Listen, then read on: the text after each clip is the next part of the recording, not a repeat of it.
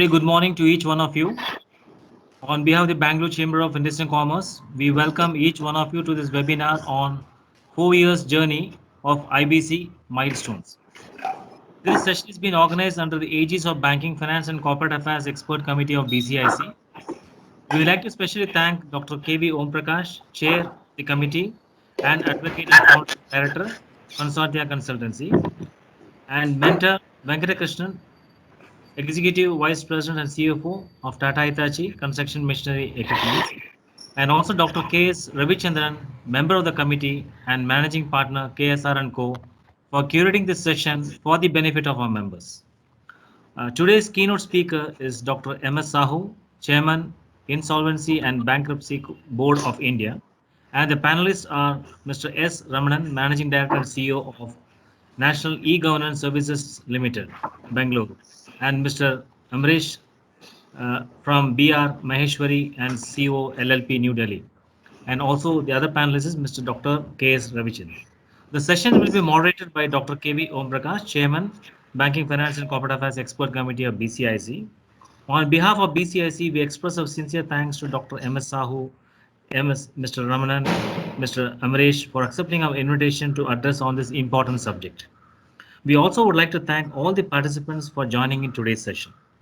We also like to acknowledge and thank NESL Consortia and KSR & Co. for being a supporting partner for today's virtual session. We request all of you to kindly mute your mic and webcam options. This is to enhance and keep the bandwidth strong, as well as to avoid any disturbance in the background. Please post your questions in the chat box only. The speakers will respond to the questions during the session, and in case time do not permit, we shall be sharing the queries to the panelists and shall revert back to you accordingly. Now, may I now request our Vice President, Dr. L. Ravindran, to welcome the gathering before we hand it over to Dr. Om Prakash. And Mr. Ravindran is also and I am Ahmedabad Alumni and Association of Bangalore chapter and a mentor of IMA CI Incubation Center. Sir, over to you, Ravindran sir. Good morning to each one of you, the panelists and the audience. Year 2021 is beginning on a wonderful note. I'm very sure that the past of 2020 will soon be forgotten. In the best interests of the banking, financial services, the corporates, and all of them who have really suffered a huge blow due to COVID. My sincere thanks to Dr. M.S. Sahu, who I have met in the year 2010, and to all the other panelists, Mr. Ramanan, Mr. Amresh Sood, Dr. K.S. Ravichandran, and my good friend, Dr. Om Prakash, for having joined in today. This is indeed a topical subject, and I indeed look forward to learning many facets out of this. So, before I proceed further, it is necessary for me to inform the audience about Bangalore Chamber of Industry and Commerce, whose theme for this year is Namma Karnataka, Gateway to Future India. BCIC, as you know, works very closely with both central and state governments and other shareholders to achieve a common purpose of acting as a bridge between government and industry in terms of ease of doing business, and also be a single point of contact, a nodal agency for government to grasp issues and recommendations from industries and the stakeholders. BCIC is also a catalyst for growth, competitiveness through sharing of best practices and know-how within the member community. And BCIC provides a strategic support for small and medium businesses to scale their operations and remain competitive. We are all aware that IBC was introduced in the Parliament in 2015 by the NDA government as a one-stop solution for bankruptcy law in India by consolidating the existing framework for resolving insolvencies, which previously was a long and arduous task, and that did not offer an economically viable arrangement. IBC was intended to protect the interests of small investors and make the process of doing business less cumbersome. The intention of the IBC is to keep companies a going concern and not liquidate them.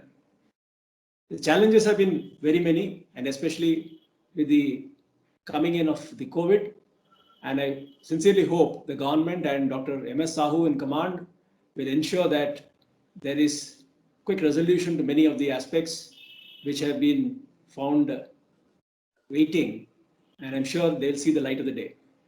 The IBC 2016 was enacted to consolidate the laws and provide a legal framework for corporate insolvency. And since then, the code has been amended 5 times. The last amendment being the IBC Amendment Ordinance 2020, which was promulgated on 5th June 2020. This amendment has been enforced on account of the impact of COVID-19 pandemic on corporates. The ordinance has introduced Section 10A and Section 66(3) to the code with a view to protect the distressed corporates from a financial predicament which arose due to this unprecedented situation. The ordinance was promulgated by the President of India by the virtue of powers conferred by Article 123 of the Indian Constitution. It came into force at once. The corporate insolvency resolution process and the liquidation process under the IBC is in place.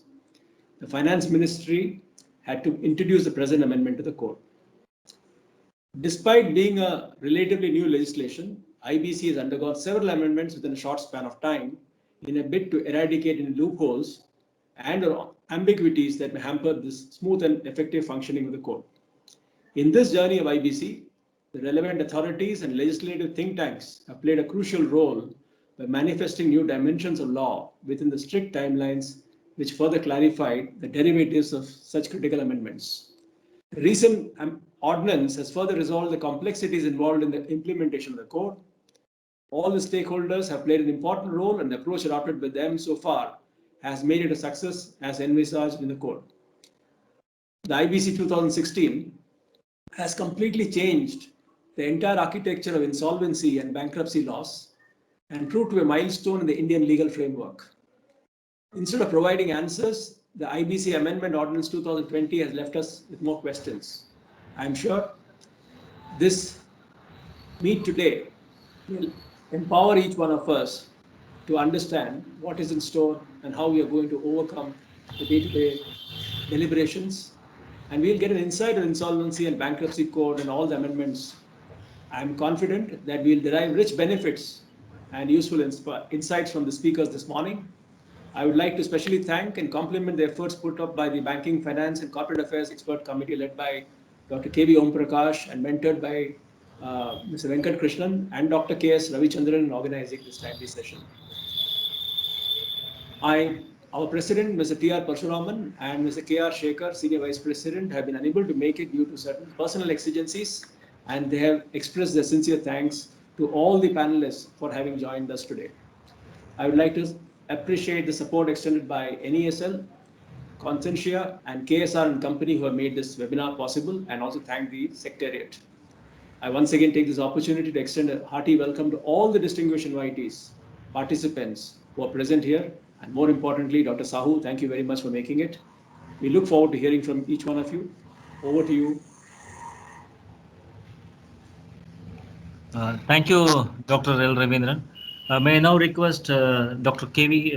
Om Prakash to set the context for today's subject and also moderate the session. Over to you, Dr. Om Prakash.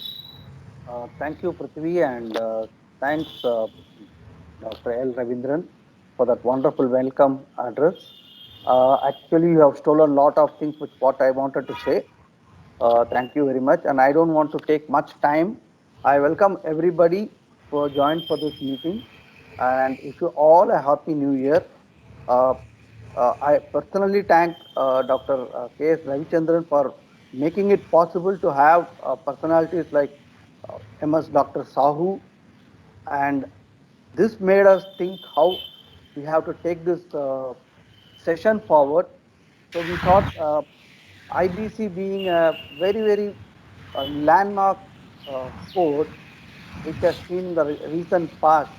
Nobody is talking about High Court or Supreme Court. Everybody is talking about NCLT nowadays. So NCLT, NCLAT, these were the offerings of IBC, and today we are here to threadbare analysis.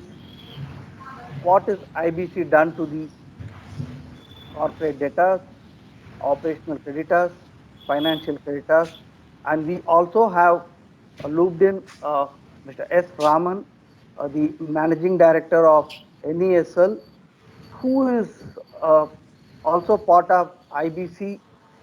His organization by name NESL is information utilities, wherein they are creating repositories for the bankers, and you have all the creditors details. And this is the landmark creation which IBC has really intended to.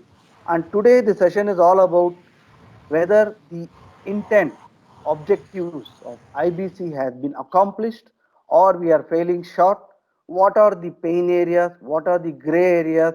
We also have independent professional, the independent resolution professionalist, chartered accountant Amresh Sood from Delhi, who is a practitioner and he has a 30 years experience in this field, and he is also very conversant with the NCLT. So now we move on, and I would request Dr. K.S. Ravichandran to introduce Dr. Sahu.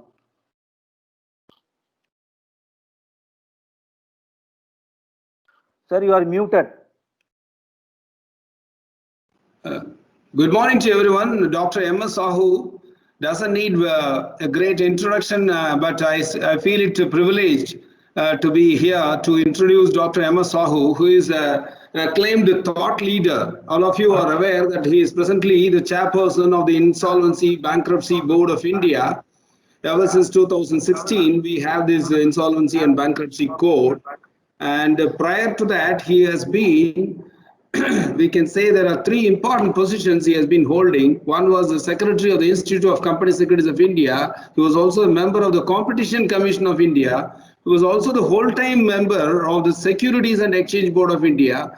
Besides being the economic advisor in the National Stock Exchange of India, he has held several senior positions, and we can say his name is synonymous with today on the insolvency for the last 4 years, but previously his name was synonymous with securities market. You name it anything, 1995 dematerialization, trading of derivatives or disgorgement, online examination, setting up of National Institute of Securities Management, several things in the securities market, financial market. As a member of the Indian Economic Service, we call it as IES. He has served in several positions and contributed immensely to the economic development, to the development of organized securities market, to various things. In fact, of interest, I was reading from his profile, he has assisted in development and refinement of the Indian Financial Code, recommended by the Financial Sector Legislative Reforms Commission. He served on the boards of course, several organizations.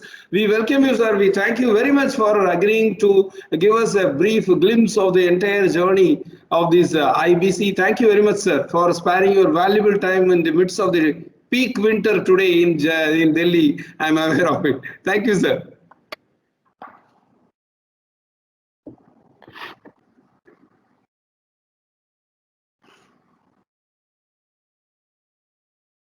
Mute. Om Prakash, you are on mute. Om Prakash, you are on mute. Dr. Sahu, we request you to kindly start your keynote speaker. Thank you. Good morning to all of you. Thanks, Dr. Ravindran, Dr. Om Prakash, Dr. Ravichandran, for taking the pains to organize this program today. And all that you just touched upon, maybe I will elaborate a little bit more. For example, Mr. Ravindran talked about the 5 amendments, which I consider are the milestones, because today's subject is 4 years journey of IBC milestones. And I will also touch upon what Dr. Om Prakash talked about, what IBC has done, its objectives achieved, where are we now. Also a bit of the journey Dr. Ravichandran wanted. But let me start with, there are several ways to look at the milestones. I would look at first in terms of 4 pillars of the Insolvency and Bankruptcy Code. This is what was envisaged before when the law was enacted on 28th May 2016. We got National Company Law Tribunal on 1st June 2016 in 3 days time, though NCLT was getting established for the purposes of the Companies Act. We got the second pillar of the ecosystem, that is NESL, that got incorporated on 16th June 2016, which my friend and colleague Mr. Raman heads it today. So in fact, that's a market institution that came before government set up IBBI and IPs came into existence.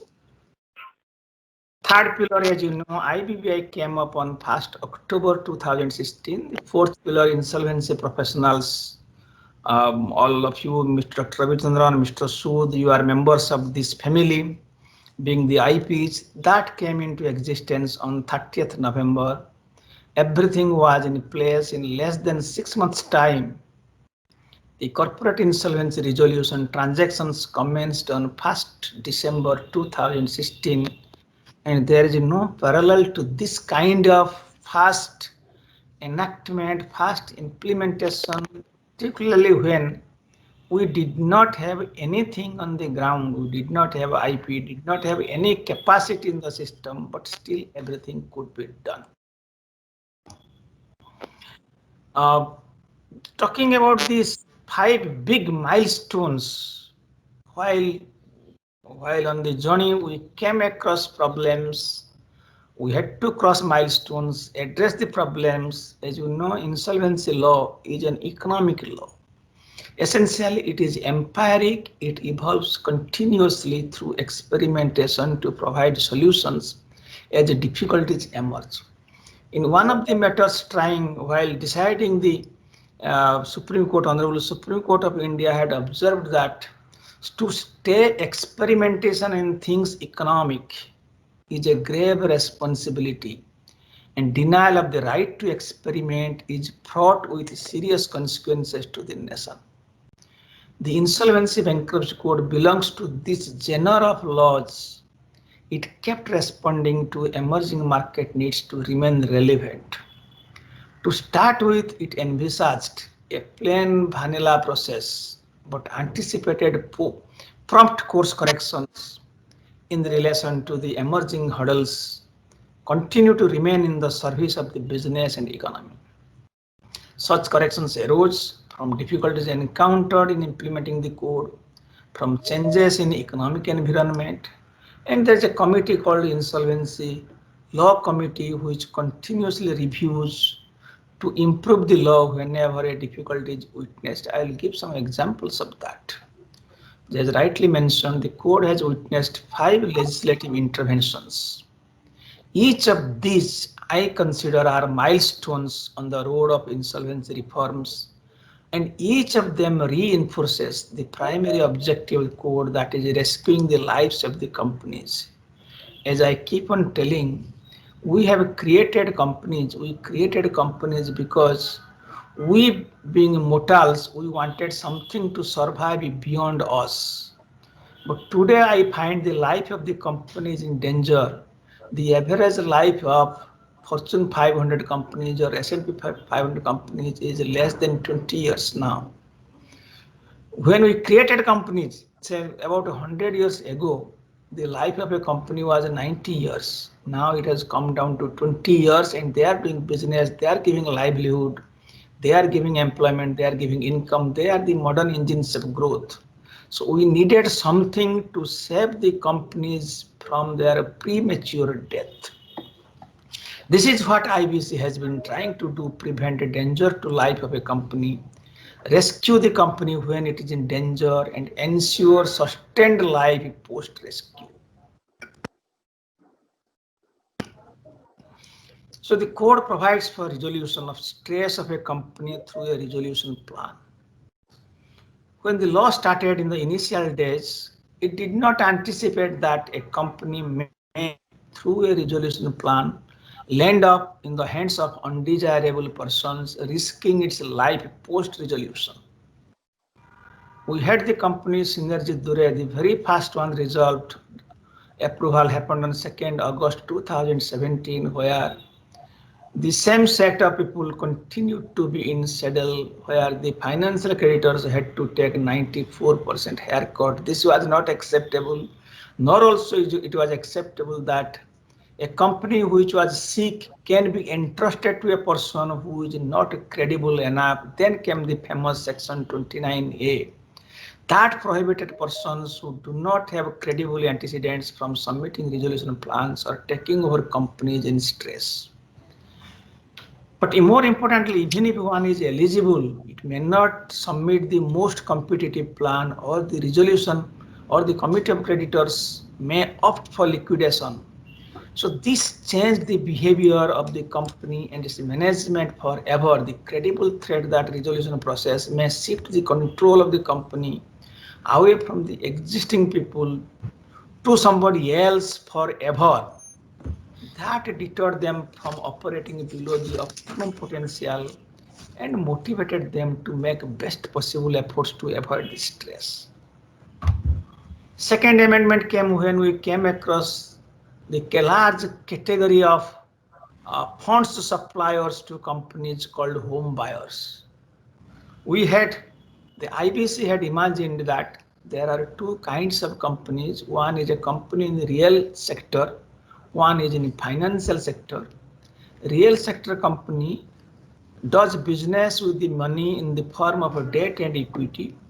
Financial sector company does business with the money of the clients.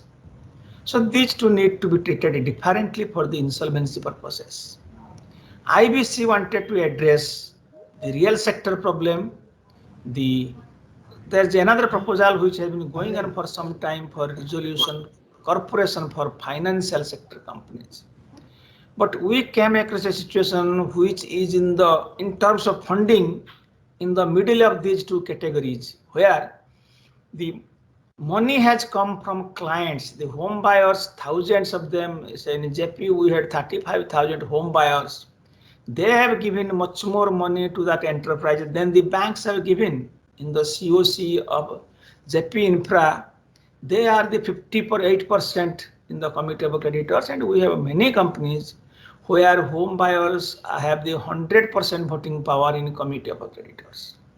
So they are clients, they are not giving actually debt money, equity money, but they are not also exactly as a bank gets money from clients. So then an innovation was required. They were recognized as financial creditors because they had given money which is essentially on the principle of a time value of money. Second Amendment Act had so many other provisions also, but I'm just touching one of each of them, how the problems came in the journey and how these milestones had to be crossed.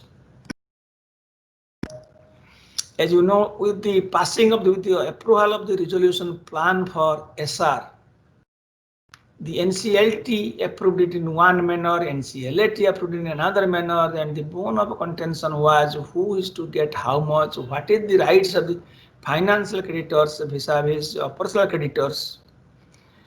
NCLAT told all should get more or less proportionately, there should be fairness. NCLAT told that when it comes to sharing, we agree that committee of creditors has the ultimate economic wisdom. Commercial matters, they are the final authority, but when it comes to sharing of the resolution proceeds among the financial creditors and operational creditors, is it a matter of commercial wisdom? That required to be settled. It went to Supreme Court, but government proactively within 30 days of the NCLAT order came up with a law that defined that yes, this is the minimum entitlement of operational creditors. Nevertheless, it is the committee of creditors' prerogative to decide who will get how much. And that law was challenged. Honorable Supreme Court upheld that law. Along with that also, it was made very clear that there have been government authorities or many others who wanted to make some claims in different forms even after resolution plan is approved. It started with the very simple. The first one is Synergy Dure about the nature of the dues of the government, which has in course of time been settled as a personal debt. But it came to the extent that there was a difficulty in implementing some of the plans. So that amendment, third amendment, very specifically provided that once a resolution plan is approved, it shall be binding on central government, any state government, any local authority, to whom the corporate debtor owes debt under any law. Then came the problem when we got the fourth milestone. That was the issue of continuation of essential services and critical services, as well as the issues of prosecutions, criminal matters going on against the corporate debtor, or the continuation of licenses, permit, registration, quota. All these are meant to keep the company as a going concern and which cannot be cancelled. That was made explicit that there are critical services and these things like license, permit, etc. These shall not be suspended or terminated on the grounds of insolvency, and the agencies like ED or any such other agency who have any kind of proceedings, those will also abate, because the objective was that the new resolution applicant should get the company on a clean slate. So CD, the corporate debtor, shall not be prosecuted for any such offense after the resolution plan is approved. No action shall be taken against the property of the CD also in relation to offences committed. So this objective was to encourage the prospective resolution applicants to submit the resolution plans undated by the uncertainties surrounding the offences committed by the corporate debtor. Now we come to the fifth amendment. In normal times, the code enables market forces to pursue twin complementary remedies in respect of a failing firm. One is rescue a viable firm and liquidate an unviable one. It searches for a white knight who can rescue a failing firm. When every firm, every industry and every economy in the world was reeling under stress in the wake of COVID-19, the likelihood of finding a savior to rescue a failing firm was remote. So if all the firms were to undergo insolvency proceedings, most of them may end up with liquidation for want of white knights, and upon such liquidation, the firms would have a premature death while assets would have distressed sale, realizing abysmally little, and rescuing the lives of companies being the prime objective of the code. It could not be used to take away their lives prematurely at these unusual circumstances. So this unprecedented situation calls for another economic experimentation, requiring a choice between two competing policy options, namely suspend the operations of the code, one, or continue its operations as usual. If the first option is exercised, if the code continues operations as usual, the market would, if you suspend the operations of the code, that is the first option. If you suspend the operations of the entire code, the market would fail to liquidate an unviable firm. This is not good for an economy, but this can be rectified in the following quarter or following year. But if the second option is exercised, that is, the IBC continues operations as usual, the market would liquidate a viable firm forever, which can never be rectified. So rescuing a viable firm being far more important than failing to liquidate an unviable firm, the amendment was brought in to rescue the companies which were failing solely on account of COVID-19, who may bounce back on their own as soon as normalcy restores, or they would at least get time to recalibrate their operations and businesses to an all-new normal. So the choice therefore fell on the first option, which provided breathing time for firms. So the policy choice was to protect those firms which are victims of pandemic, not the protect undeserving. It was not a blanket protection, only the defaults arising after 25th March. So this fifth amendment, which came as rightly told through an ordinance, suspended the filing of applications, also suspended the director's liability under section 66A, This has now been extended up to 24th March 21. Now, look at, I quite often talk about one story, all of you must be familiar with, the Who Moved My Cheese. That's an amazing story to deal with the change in one's personal work, personal life, work life, or life. That equally applies to the life of a living law insolvency bankruptcy code. It recognizes that change happens, it anticipates change, monitors change, adapts to the change quickly, changes, and in the words of John Spencer, enjoys the change, remains ready to change quickly and enjoy it again. This has been the trajectory of the insolvency law. Some skeptics have at times raised that the suspension for this 1 year, is it a kind of a setback to insolvency law? Please look at the 30-year history of economic reforms in the country. That tells the imperatives of the constantly changing socio-economic political landscape that have led some reforms to change gears, move one step back and 2 steps ahead, step sideways or even stand still, but not lose the direction. The policymakers have steered the insolvency reforms with extreme care in the wake of COVID pandemic. And it's not that milestones came only in this, milestones has come, as I told, in many dimensions. Look at every economic law is typically a skeleton structure. Judicial pronouncements provide flesh and blood to it, and they resolve gray areas.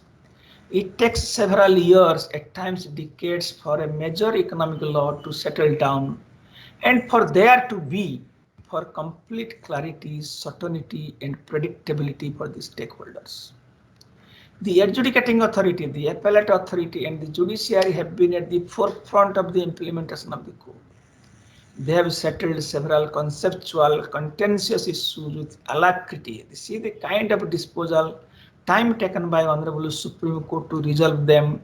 They have delivered several landmark orders and judgments, bringing in clarity as to what is permissible and what is not, and streamlining the processes for future.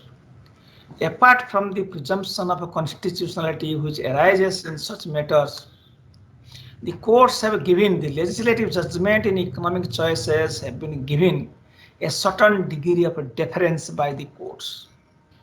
In one of the matters, I think Shivam Treaters, where Honorable Supreme Court told, because the matter came on, somebody moved on SLP to Supreme Court. When the matter was in High Court, the Honorable High Court advised that High Court is requested not to enter into debate pertaining to the validity of the Insolvency and Bankruptcy Code or constitutional validity of National Company Law Tribunal. Okay. See, that Lanco folder is there in my room, that this one, either on the table or in the drawer. That's I request you Can to you kindly mute your your mic, please? Yeah. I request somebody in this panel who has kept his mic on, please mute yourself. Doctor sir, you can continue now. So you would have seen recently in the matter where several writ petitions were filed challenging the provisions relating to personal guarantors. Not unusual. When we started corporate insolvency, we found a spate of litigations. Most of those issues settled. Now that we started personal guarantors, there are issues coming up and matters should get sorted out. But IBBI requested for transfer of all such writ petitions from High Court to Supreme Court so that matter is disposed of at one go. Readily agreeing to this request, Honorable Supreme Court, it's in the matter of IBBI versus Lalit Kumar Jain, observed that code being at a nascent stage, it is better that the interpretation of provisions of the code is taken up by the Supreme Court to avoid any confusion and to authoritatively settle the law. So that has been the thrust of the Supreme Court, settling the matters on priority and not allowing so much of repeated litigations or different views taken by the different high courts. So this law is so important that it has to get that kind of priority. There have been also other milestones. I'm not getting into like the kind of subordinate legislations government has done, IBBI has done in different dimensions. You will find these such milestones. But let me come to giving the time to the outcome part, which Mr. Om Prakash had raised. I'll draw your attention to about 3-4 days ago, the RBI's report on trends and progress of banking in India came out. It compares, it says that once a sentence, it says that the Insolvency and Bankruptcy Code, under which recovery is incidental to rescue of companies, remain the dominant mode of recovery. It simply says that it is not a recovery mechanism, it is for something else. Recovery happens as a byproduct. Yet, even in that byproduct, in terms of a recovery, it is far, far better than all other options of recovery. So let me re-emphasize that the primary objective of the code is rescuing lives of companies in distress. The code has rescued so far only 300 companies. Number looks very small, but its implications I will tell you. So only 300 companies have been rescued through resolution plans over the last 3 years. And quite a few companies have gone into liquidation. The companies rescued, they had assets valued at about 1 lakh crore while they entered into the CIRP process. So against the realizable value or liquidation value of about 1 lakh crore, these companies of course owed nearly 5 lakh crore to the creditors.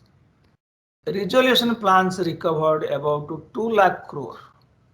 So against the liquidation value of 1 lakh crore, resolution plans got 2 lakh crore for the creditors after rescuing the company.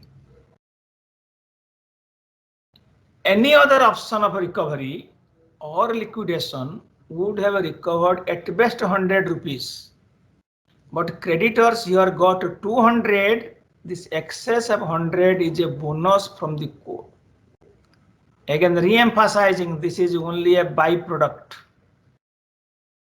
Compare with the other options, RBI in the same report gives the options Lok Adalat gives recovery of 6.2%, DRT gives 4.1%, SURFACE-I has given 26.7%, IBC has given 45.5%. But more again important point is that this 45-46% realization is exclusive of further realizations that is to happen. One realization will happen from disposal of avoidance transactions which are pending for disposal with the adjudicating authority. Second recovery will also happen from personal guarantors which are under contest now. So we have to think that 45% we have got through CIRP, but that is not entire recovery that we have to add to that the recovery we get from avoidance transactions and personal guarantors. Now look at in what time frame this has happened. The code tries to close the processes at the earliest. It prescribes timelines. The CIRPs which have yielded resolution plans have taken less than 400 days on average. The ones which ended up in the liquidation have taken about 300 days for conclusion. Liquidation process itself has taken some of those have been closed by now, about 150 have been closed. They took 332 days for closure. 300 voluntary liquidations have closed. They took about 360 days for closure. Compare this, our historical rate, what at least the World Bank says it has been 4+ years for a conclusion of a proceeding, and we know there are some such liquidations going on for centuries also. I'm told some person had started, his great grandson is still handling the matter, is not getting closed. At what cost it has happened? The data what we have about to CIRPs. the average cost has been 0.79%, say 0.8% of the liquidation value or 0.4% of the resolution value. And you have seen the improvement in the World Bank's ease of doing business ranking in insolvency parameter. It has come down now to, it has improved now to 52nd position.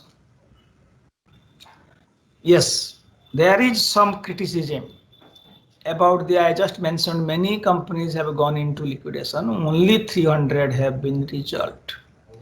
Some argue that IBC was enacted to resolve stress of companies.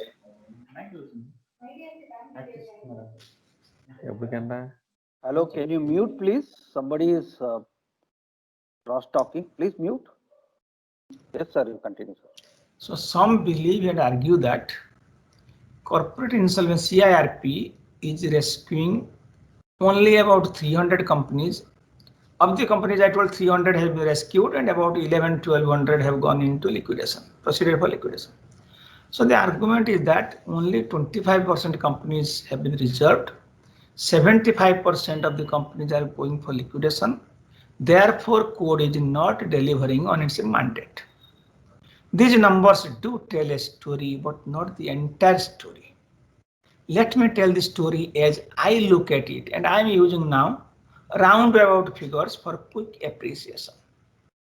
First, note that CIRP enables a market to first attempt to resolve the stress through a resolution whereby the company survives.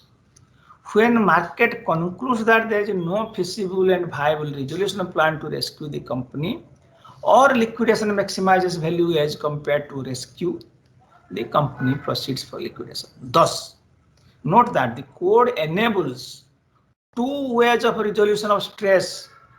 Rescue is not the only way. Two ways of resolution of stress: first by resolution plan, failing which by liquidation. Liquidation itself is a measure to resolve the stress. The market usually rescues a viable company and liquidates an unviable company. Of the 1200 companies which have proceeded for liquidation, there are two companies which caught media attention. These two are Ghotaringa Minerals Limited and Orchid Healthcare Private Limited. It caught media attention because these two companies owed about 8,500 crore to the creditors. But creditors got absolutely zero amount from the liquidation of these two companies. So the criticism was that banks which had given money and banks having the public money, completely 8,500 crores is gone. What is this IBC? But when these two companies came to IBC, they had absolutely zero assets, zero employment, no work, nothing.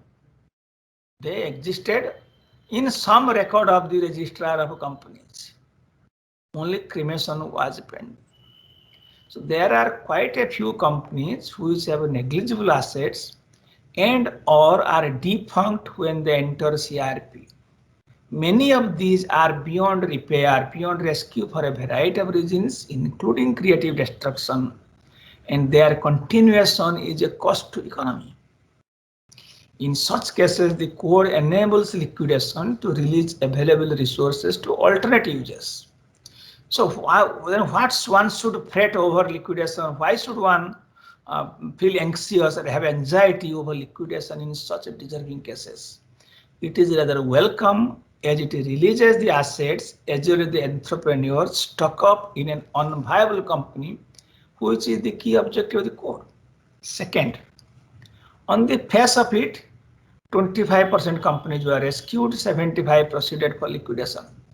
But if you look at it in value terms, the value of assets rescued, though these are 25% in number, but value-wise they accounted for 75% of the assets.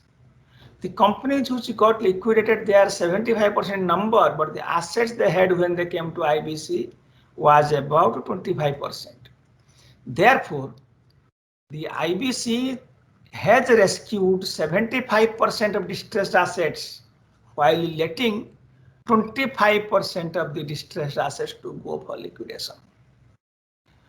The companies which have been rescued, they had on average assets valued at about 25% of the liquidation value of the claims of the creditors against them. The companies which have proceeded for liquidation, they had, when they came to IBC, assets valued at about 5.5 to 6% on average of the value of claims against them. If you factor in these things, they were defunct, their value, how when they came into this process, the extent of liquidation does not create any concern. Now please look at this 300 and 1000, these are the end product. But what happens beforehand? I compare this with the stress that a company suffers is like illness an individual suffers. Allopathy is one of the options to treat illness of an individual, other options being homeopathy, Ayurveda. Similarly, code is one of the options for resolving stress of a company, other options being the schemes of arrangement under the Companies Act, prudential framework of RBI, and so many others. Now note that allopathy is a system to treat illness. Similarly, IBC is a system to treat sickness, and people are treated at different stages of which we need to take account. Allopathy offers vaccinations, lifestyle guidance that aim to prevent illness, for which we do not have data. Patients treat some illness with over-the-counter medicines for which we don't have data. But we have the data where the illness could not be prevented or treated otherwise. A patient visits a doctor, from there on we have the data. Most patients get relief at the outpatient department of a primary health center. Patients with complicated illness move to secondary care hospital, more complicated ones to tertiary care, and most complicated ones to quaternary care. Normally, recovery is better if diagnosis and treatment starts early. When illness is at an advanced stage, some patients survive, some may not. Despite the best efforts of a doctor, all will not survive. The percentage of survival at this stage may not be significant. However, the number of patients who recovered in OPDs, in primary health care, secondary care, tertiary care, as a percentage of those who visited a doctor, that gives the fair idea about the efficacy of allopathy as a system of treatment. Similarly, look at the code is a system to address the stress. The credible threat that through CRP company may change hands define the creditor-debtor relationship. With the code in place, in the words of the Supreme Court, defaulter's paradise is lost. Today, debtor makes all-out efforts to prevent stress. It resolves stress on its own when it is imminent, much before it translates into default. We do not have any data about that. It makes all possible effort to settle default to prevent filing of applications for initiation of CRP. We don't have data about that. But we have data hereafter. That is, after an application is filed. After application is filed, a debtor tries hard to resolve stress to avoid admission. It continues effort to resolve stress midway after admission through settlement, review, mediation, withdrawal to avoid the consequences of CRP. There are also examples of settlement with the approval of the apex court. So about 30,000 applications have been filed for initiation of CRP, for which we have data. 30,000 companies, people wanted the 30,000 companies to start the insolvency process. Of them, 10,000, I'm giving rounded figures, are yet to be disposed of by the Honorable NCLT. Of the balance 20,000, look at the 20,000, what has been the outcome. 16,000 applications were resolved before admission involving about 5.2 lakh crore. This is like, you can say, treatment at OPD or primary health center. before admission, before you become an indoor patient at OPD, before admission, you got treatment, left the hospital, you are fine. Balance 4,000 went to an indoor process. Of them, 1,900 are still ongoing. We don't know what will be their fate. So about the rest, about 2,000, we know the fate. Of the 2,800 got resolved on the way under Section 12A or some form or other. That means only 1,300 completed the entire process. Of the 1,300, 300 resolved, 1,000 went to liquidation. This is the net outcome. Only at the last stage who did the entire, ran the entire distance, who ran the entire distance, 300 rescued, 1,300 closed. But before them, these 15, 16 or 17,000 got resolved because of the IBC. So you can work out 300 resolved upon total 1,300, that will give a rescue rate of 25%. But if you work out the number of companies where stress was resolved, that means before admission, through closure midway, through resolution plans, as a percentage of the number of applications concluded, that number is 17,000 upon 18,000, which gives a rescue rate of 95%. So IBC as a system of treatment has rescued 95% of the distressor companies. Only 5% seeking resolution through the code have ended up in the liquidation. But please note that of this 5%, 75% were defunct to start with. So that is the kind of treatment it is given. Liquidation or rescue is an outcome of the market forces. The law is only an enabler giving choices and not just them, the stakeholders, towards value maximizing outcomes. The stakeholders decide whether to seek resolution, and if so, the mode of resolution. They weigh various options and choose the one that best suits their needs. They will not use the code if they find that outcome under it is not consistent with the market realities. Further, when they use the code, they have a choice between the rescue of the company and its liquidation, and they prefer liquidation when it serves their interests better. So the invisible hands of the market work towards the best outcome, which we should respect and accept. Therefore, to me, insolvency reforms is a road under construction. It will remain so till ultimate economic freedom, that freedom of exit or the freedom from failure, becomes a reality. We will have several milestones like this as we have in the last 4 years, but we will still remain firmly on the track to realize the ultimate economic freedom, freedom to exit. And we should then celebrate, we should reach a situation when we should celebrate failure, because failure is the only thing which comes on the way, fear of failure, which is inherent in competition and innovation, which give us growth. If you can address failure, you can improve growth rate by a few percentage points. Honorable Prime Minister, in one of his talks in centenary celebration of Kirloskar Group on 6th January 2020, he made a statement that ये जरूरी नहीं है कि जो company सफल ना हो रही है उसके पीछे कोई साजिशी है हो, कोई गलत इरादा हो, कोई लालच हो, यह जरूरी नहीं है। देश में ऐसे उद्यमियों के लिए एक रास्ता तैयार करना आवश्यक था और आईबीसी ने इसका आधार तैयार किया।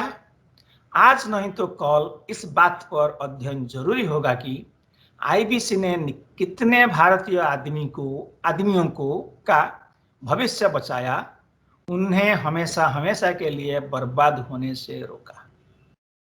With this, I conclude. Thank you once again. Thanks to the BCIC for giving me this opportunity. Thank you. Thank you very much, sir. Thank you very much. What a insight you have given comparing the hospital, the allopathy, homeopathy. You are right in saying that, yes, all these pathis are also available for the corporate data. And one of the pati will definitely see that the company is revived or a scheme is arranged or there could be a opportunity where the entrepreneur is secured. And the concluding session was the punch with Modi ji's uh, positive note, and I'm sure that after hearing you, my doubts are at least cleared as to the IBC has achieved its intent and it is on the right path, as you had rightly pointed out about RBI circulars and also Prime Minister's wordings. And you at the helm of affair have already given with all the statistics available, and no doubt that IBC is on the right path. And I would request you to stay some more time, sir. We have a very good panel discussion to be going on. Humbly request you for another half an hour to 45 minutes if you can spare your time. We will just conclude the panel discussion also. Is that okay, sir? No, I think I will have some difficulty, but I will be here for some time. But I will Thank you, sir. Thank you very much. Thank you very much for that gesture. Now we quickly move on to the panel discussion, wherein we have the panelists lined up. The first one to name is Sri S. Raman, uh, IA and IAS of 1991 batch, was deputed to NESL by CAG of India. Prior to joining NESL, Raman was Principal Accountant General of State of Jharkhand, empaneled for the past post of Joint Secretary of Government of India from 2015 to 2017. He was also Executive Director, Secondary Market, SEBI, on deputation from Government of India from 2006 to 2015. His qualifications are BA and MBA from Delhi University. He is professionally qualified as LLB from Mumbai, MSc Regulations from the London School of Economics, Certified Internal Auditor from IIA, Florida, and postgraduate diploma in securities laws. So we have Mr. Raman here, and I would quickly introduce the other panelists as well. Uh, Shri Amresh Sood, a chartered accountant by professional, and he's a seasoned financial professional with rich experience with large and global corporations in diverse industries, business management, financial controls. He's right now a partner of BR Maheshwari and Company Limited LLP. He was working with Grid Solutions as head finance. He was managing $350 million business. He was also group CFO of Genesis Colors. Then Alcatel and Lucent, he was director, and right now he is also a member council Indraprastha Cancer Society and Research Center. By profession, he is a chartered accountant and also an insolvency professional. And we have our own uh, member, Dr. K.S. Ravichandran, who is more than 35 years in the industry, and he represents various forums like NCLT, NESC, LAT, High Court, Supreme Courts, and SEBI. So he's a very business professional. He's based out of Coimbatore. So with this, I would straight away get to the panel discussion. Now, I would like to draw attention of Mr. Raman. Uh, he has been with the NESL and he's been driving the team for more than 3 years. Uh, Raman sir, this is a question to you. Do you think the operational creditors and the financial creditors are comfortable in giving their data to you in the process of creating a repository? How does it help? See, somebody is not muted. Can you kindly mute? I request all of others to give, excepting the panelists? Yes, sir. At the outset, thank you so much to BCIC. Thank you, Dr. Om Prakash. And I can only say that, Sahu sir, it's a pleasure to hear you each time, because every time you bring in a new nuance and a new underlying economic logic to how, economic reforms in this country have gone ahead. It's a pleasure. In fact, I think I will, give my two bits from an economic angle and say that in the growth path of every country, there are milestone events that, in the words of a great economist called Douglas North, they change the institutional path of economic progress in a particular country. And I think, without doubt, the IBC and its implementation has been one such, quantum shift in the institutional path of India. I think the statistics I just saw yesterday is a comparison between the various modes of winding up stroke Sarfazi, stroke IBC, the various guidelines under the RBI regime of Joint Lenders Forum, etc. And I think, without detracting from the economic logic that the chairperson had just laid out so beautifully, the statistics clearly show that just the recovery under IBC has been more than double of the second placed law, which is Sarfazi. So I think it's very important that we do not rush to judge a new law and its implementation. Sarfazi has been around since 2003. I think even if we were to judge IBC today, it stands much better than probably the other modes of resolution. But I think it's very important that we allow for the implementation of laws to play themselves out.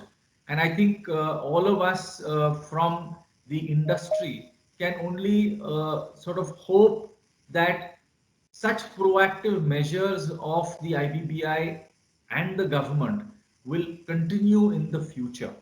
I think a lot of newspapers are carrying reports of how there would be a pre-pack regime that will come in, which will help the MSMEs especially. I mean, I think India is probably 90% of all economic activity is within the MSME sector, and it is very important that the whip that IBC brings, and let's all be very honest, what is it that IBC has really created and actually brought in that deterrence effect? It is really about the loss of management of the company. And in the pre-pack for MSME, from what I have read, if it is brought in a way that the promoters of an MSME are still going to be debtor in possession, then that is another extremely useful variant of economic resolution under the IBC. So everything does not have to be, just the, regulatory hammer falling upon the company. There are other ways of doing resolution. And I think it's another excellent example of how the government and the economic policy, and as Sahu sir said, resolution and exit is as much an economic policy as incentivizing entry of business. So I think the economic landscape that is being worked out and being put together is only brings in, I think, a lot of hope for all the economic players in the market.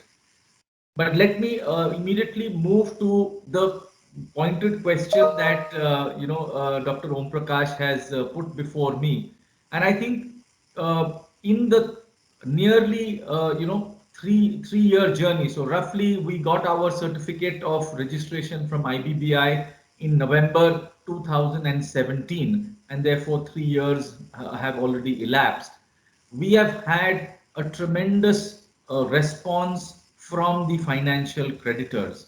Of course, the law makes it mandatory for financial creditors to file their information in the utility, and therefore we have got today 113 lakh crores of borrowings of companies in different instruments, all the way from loans to intercorporate advances, debentures, bonds, which have been filed in the information utility.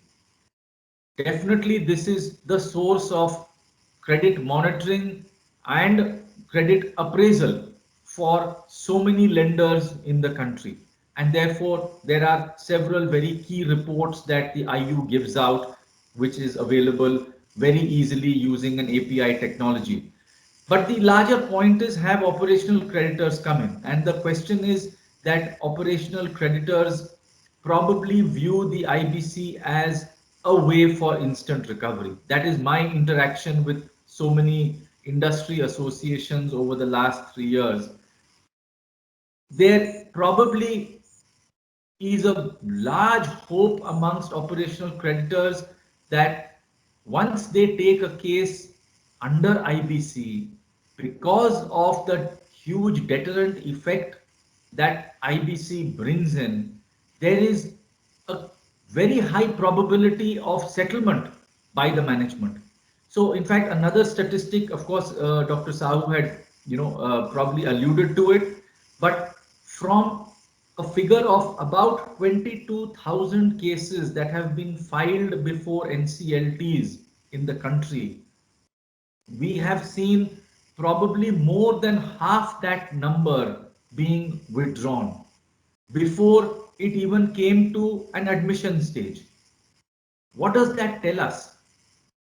One possible reason for this is that the two companies, the buyer and the supplier, have settled their matter, and the supplier has probably taken away some amount of recovery. It may not be the full, but there is under the shadow of the law, as they call it. So there's another way of judging IBC, that IBC has been so effective for the reason that so many cases of operational creditors have actually been withdrawn before reaching admission stage, because the company, the buyer, has chosen to settle the matter because of the fear of the case being admitted in NCLT. So I think this is another very good way of measuring the effectiveness of IBC. Thank you. Thank you, Raman sir. And the next question I would like to put is to Shri Amresh. This is on the MSME front. IBC had come out with some drastic changes on the limitation threshold limit on the MSME, and there was a kind of amendment also. So would you like to say how impact and how effective is IBC towards the MSME? So thank you, Dr. Om Prakash. I think before I come to your question, and in continuation of what Dr. Sahu said and what Mr. Ramanan just now said, I would also like to make a point on the relative success of IBC in India in the past 4 years. You see, globally, in the US, the Chapter 11 started somewhere in 1978, and somewhere in 84, 85, the United Kingdom and Canada brought in their insolvency laws, and Singapore came somewhere in 1995. If you simply go by that statistic, the Indian IBC, which came into place only in 2016, I think we've seen a fairly successful run so far. That is one. And secondly, the amendments, the way they have been brought in, and Dr. Sahu rightly alluded to them, have really made sure that the enactments stayed economically relevant and were addressing the situations on the ground. So again, a very positive comments, and Mr. Raman also mentioned the way we have to understand the withdrawal of the cases, where 50% of the cases under the shadow of the law were resolved. That also speaks about the efficacy of the law. Having said this, now speaking specifically or on the specific question on MSMEs, I think there are 2-3 things which need to be taken care of by the MSMEs. First of all, the suspension which has been, under Section 10A, which has been given till 24th of March 2021 to the IBC. This is one very critical thing that the MSMEs have to be aware of. Second thing is, there is a notification by which the limit of 1 lakh, which was earlier the case for a default, has been increased to 1 crore. And third thing is the fact that under 29A, there are 2 subsections, Clause C and Clause H, which have been made not effective for MSMEs. Now let's understand each of these things.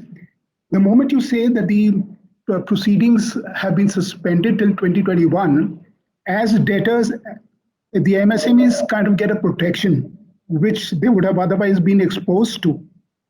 Obviously, as creditors, they suffer, but as debtors, they also benefit. Again, coming more to the increase in the limit, the Insolvency Law Committee had asked for a limit extension only up to 5 lakhs for MSMEs and 50 lakhs for all others. But here the government has straight away gone and exhausted the entire limit of 1 crore and done it. Here again, MSMEs as debtors are protected, but as creditors, they will have to kind of, be very careful about what claims they cannot file anymore.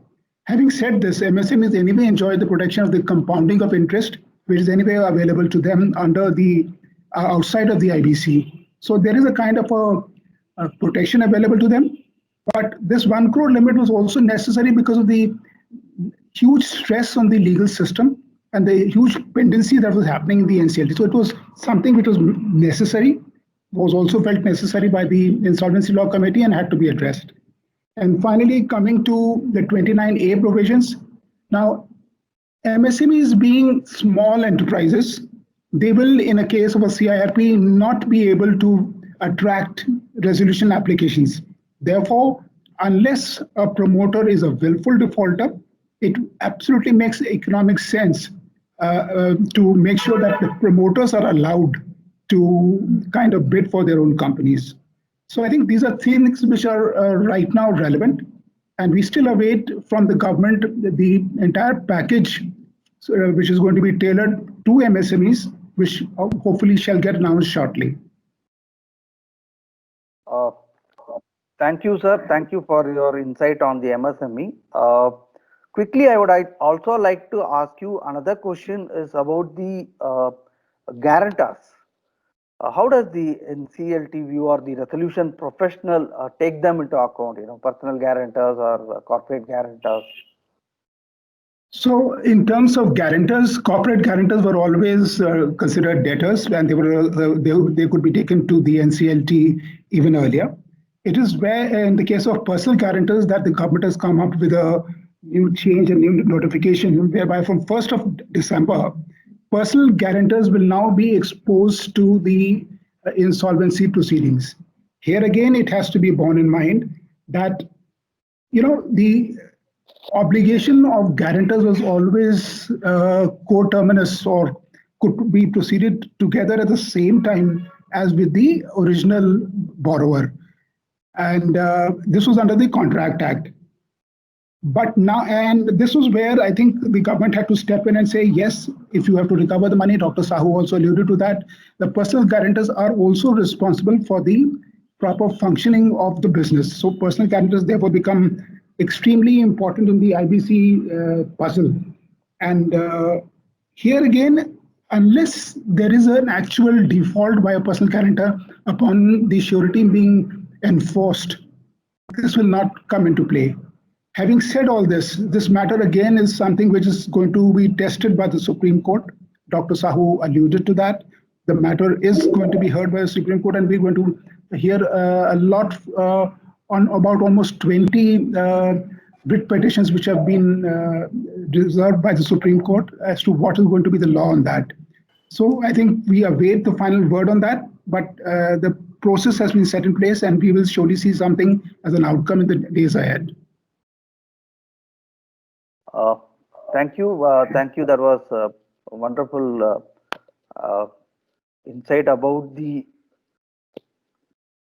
guarantors. And I quickly move on to Dr. K.S. Ravichandran. Sir, would you like to give us a broad idea of the resolution plans in place? Now, there is a confusion and as to who has to do it. Some are not able to come out with the correct party to bring out the resolution plan, and there seems to be a long gap, and the time also gets consumed. Yeah.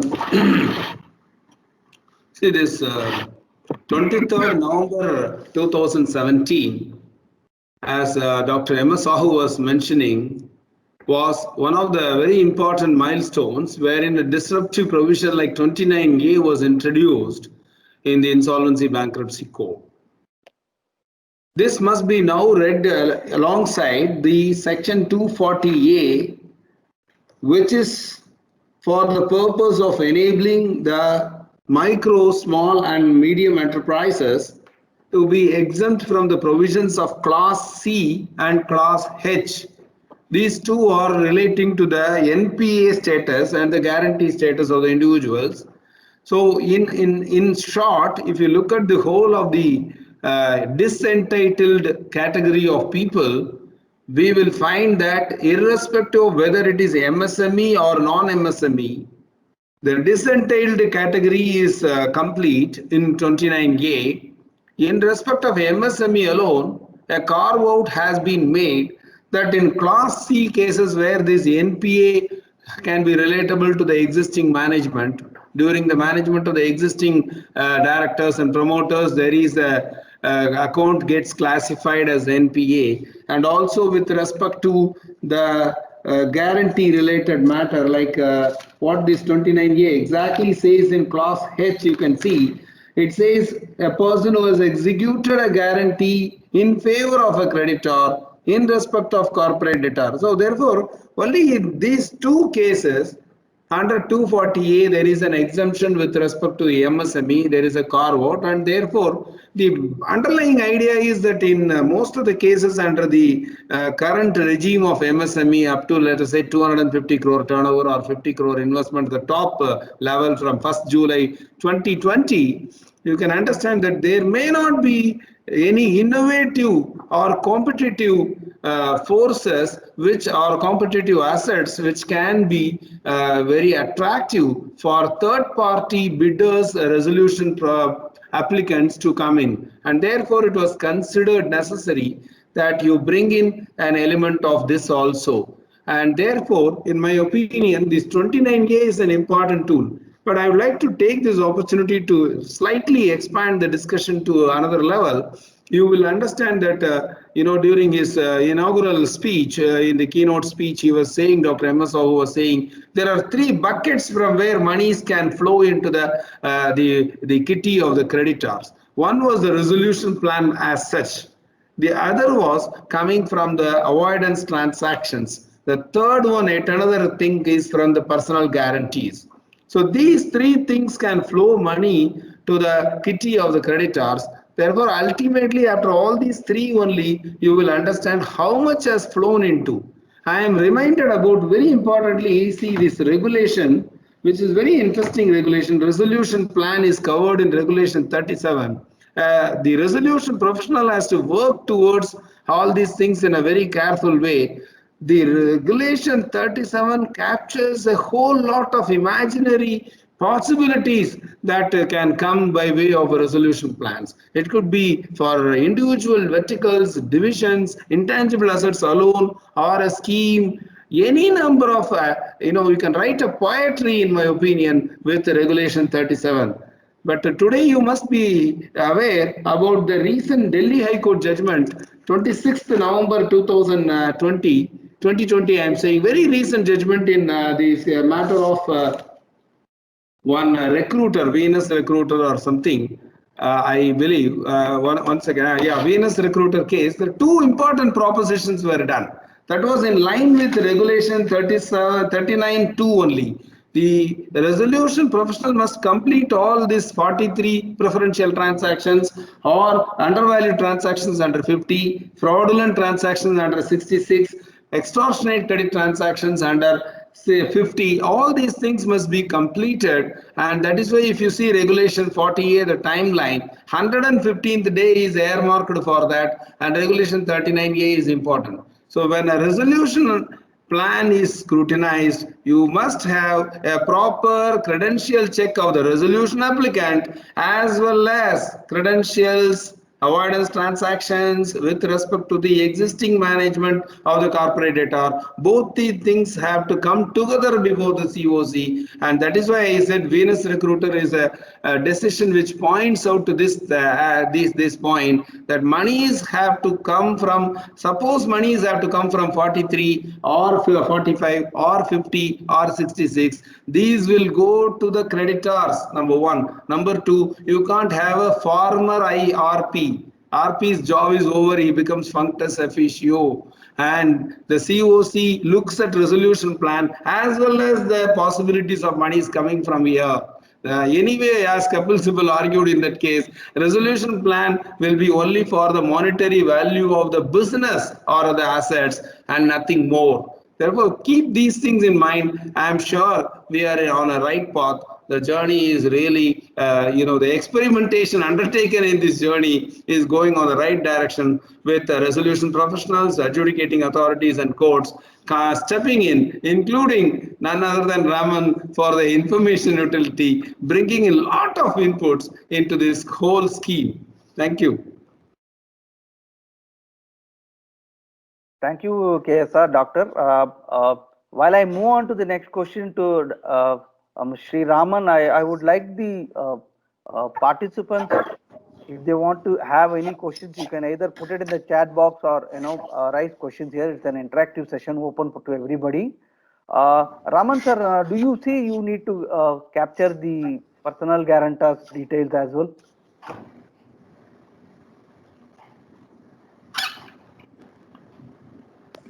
Yeah, I will. So, the software module that we have created is extremely flexible. So, as per the regulations of information utilities, we are capturing information of all connected parties. So, it's really about the way information is filed. And I think the critical point here is that the better the information filed by lenders, the easier it is for insolvency professionals to access that data at a time when the case or that particular company goes in for resolution. So I think there's a very great interconnectedness between what the IU is doing as a repository of data and what NESL has brought out as a new offering, a new software module for all insolvency professionals in the country. So this has now been launched by the IBBI about a month ago, and it serves as a work tool for all the insolvency professionals. So it comes under what IBBI calls the platform for distressed assets. So it's PDA for short. And in this module, we have the ability of the IP to make full use of the information lying in the information utility, as well as run this particular software as the case management system for the IP. So, what NESL is really, mandated to do under the IBC is to provide maximum functionalities for all stakeholders.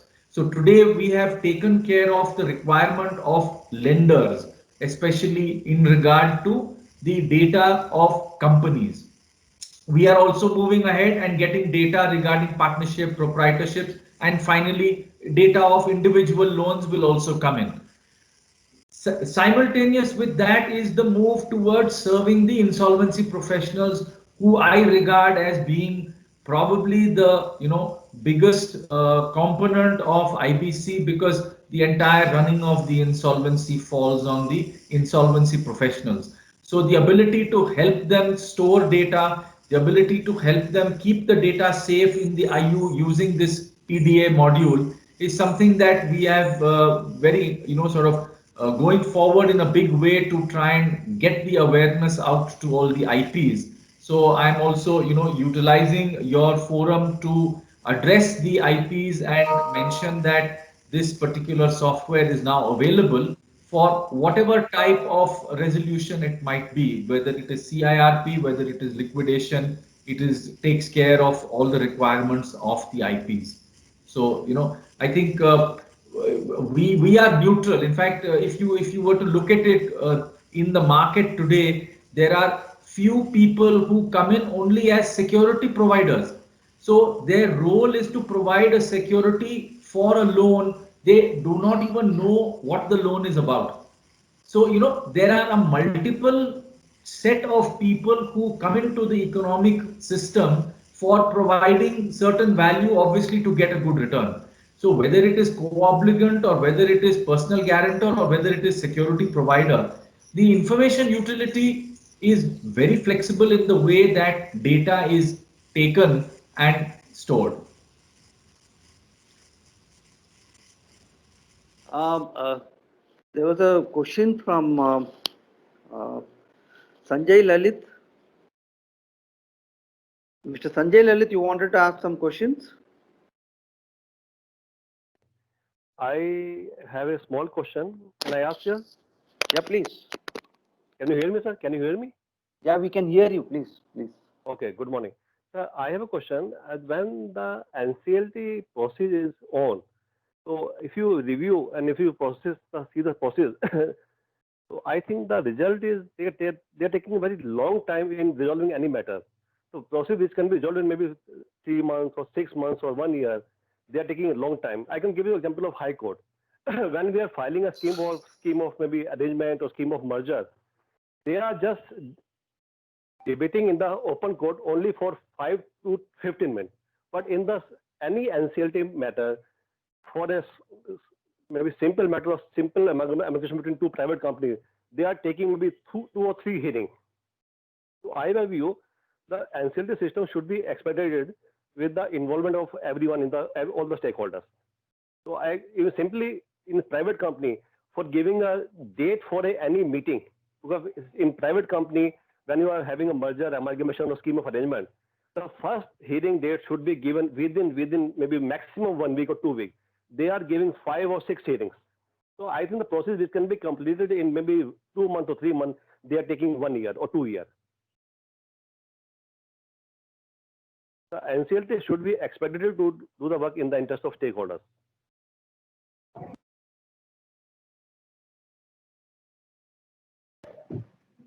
So I think, yeah. Let me just attempt an answer, and Mr. Ravichandran, maybe you can also add. You see, IBC was always meant to be a time-bound process of resolution.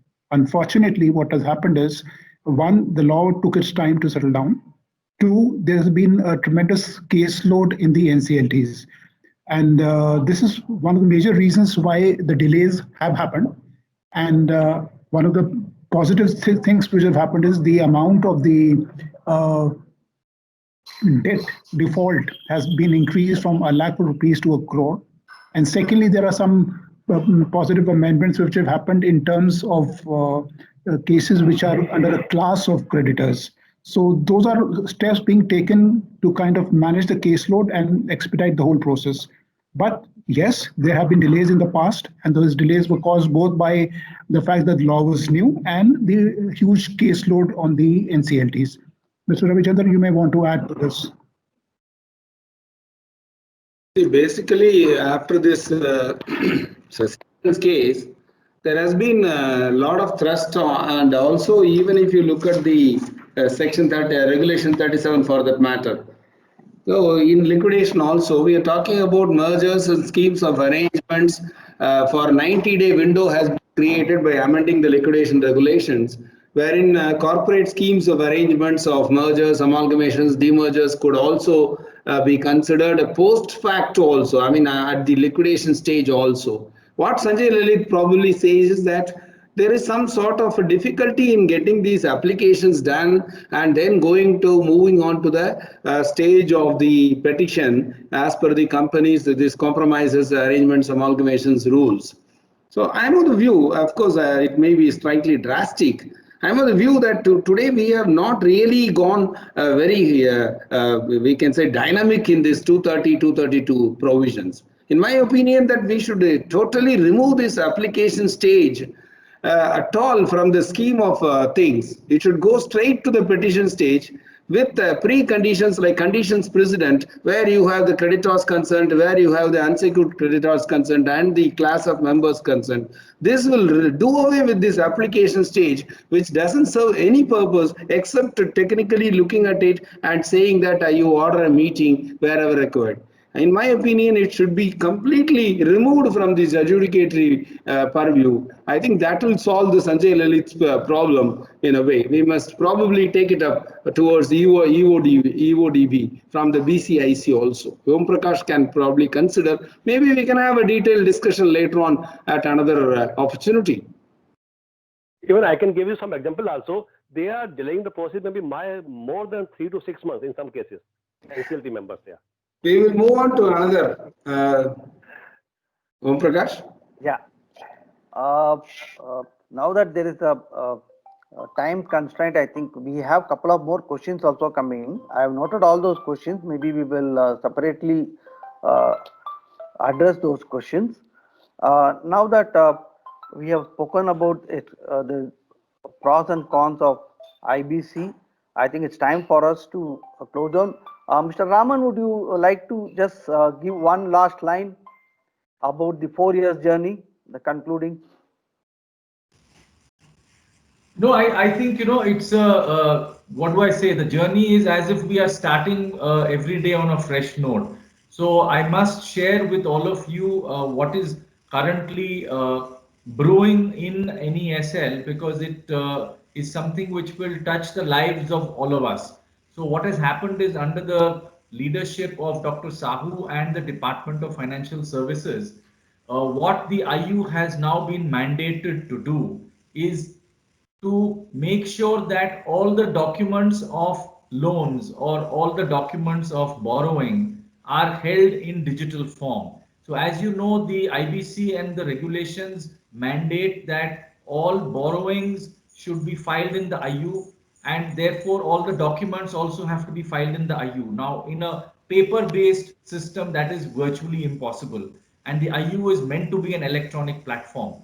So what has happened and what has been launched by the Government of India Department of Financial Services is an end-to-end document execution platform on NESL. So we have a tie-up with digital e-stamping, which is now being offered by 8 states. In fact, the Karnataka government, IGR, has already issued orders in this regard, and therefore all documents will simply get a digital e-stamping, and the paper-based stamp is now completely, removed from Karnataka, Tamil Nadu, UP, a few states which have already given permission for this.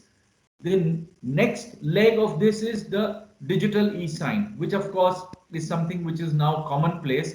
So what NESL platform has done is it's tied up with the banks on one end, where the banks use a seamless process of uploading documents. The borrower is called to the platform. On the other side, NESL has tied up with the state governments and with the CDAC for the purpose of e-sign. So what we are really doing is, within 5 minutes, I am sitting where I am, Mr. Ravichandran is where he is, we can execute a document. And that is really what we are looking forward to contributing in a very big way for ease of doing business. So I thought I'll just share this development with all of you. Thank you. Thank you very much, sir. Thank you. That DDE is a wonderful platform document execution. Now we are coming to the last part, and that's going to be the vote of thanks. Is there anything to add, Mr. KSR? Yeah. Just I want to close on a very interesting note. We must be very happy to see this Supreme Court's decision in Jayaprakash Associates Limited, 26th November 2019, wherein the Supreme Court notes that whole of these stakeholders, the COC and everyone, do not want the liquidation to happen. They want this liquidation to be eschewed, and they should find out a viable method for a resolution plan which serves the interests of all the concerned. This is where I am seeing the alignment of the objective and the interpretation. Purposive interpretation has been brought in. Therefore, we are on a journey where everybody must work towards rescuing more firms which are viable and leaving liquidation as the last resort. That is going to be the finest achievement of this beautiful disruptive instrument IBC. Thank you. Thank you very much, sir. And Mr. Amresh, any concluding note? So I think I can only concur with all that has been said. IBC is certainly a very game-changing kind of legislation which has come in. It has evolved very dynamically, keeping pace with all the changes that have happened. And I think it has brought about a kind of a cultural shift, a mental shift in the way the businesses are done, which are very positive things. And I think we are on the right direction. Thank you, sir. Thank you. So I thank all the panelists for having taken time and participated in this interactive session. Thank you very much. And I would also thank Dr. Sahu to having come all the way and joined us and gave us the insight about the 4-year journeys and the milestones with various numbers, figures, and statistics. Thank you very much, all the panelists. Mr. Prithvi, you are there? Very much there, sir. Yeah. So we can run the slide. Yeah. So we like to thank all the speakers for today's session, and we know that we are on virtual session. So we will ensure the memento to be handed over in person. This is on a virtual listen. Rupa, you could play it.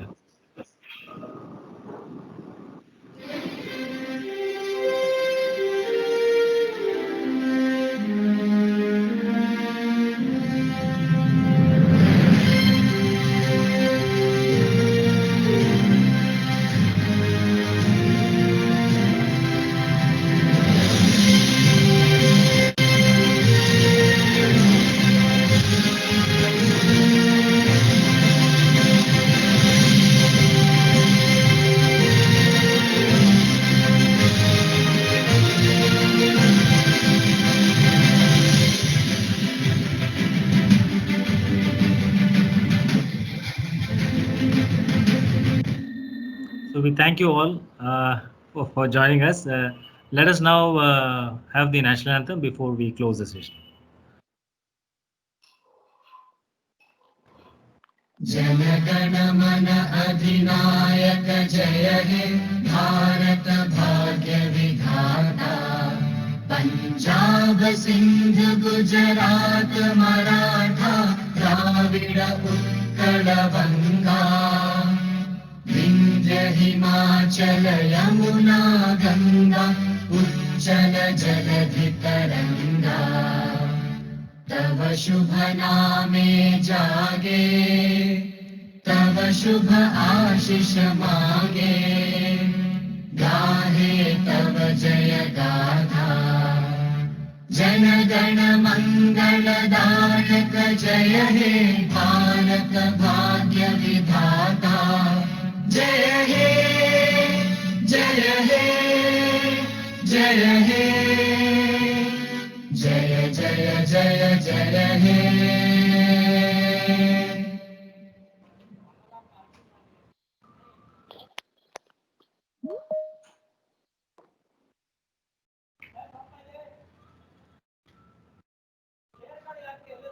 Thank you, sir. Thank you. Thank very you much. also. Thank you so much. Thank you, everybody. Thanks to everybody.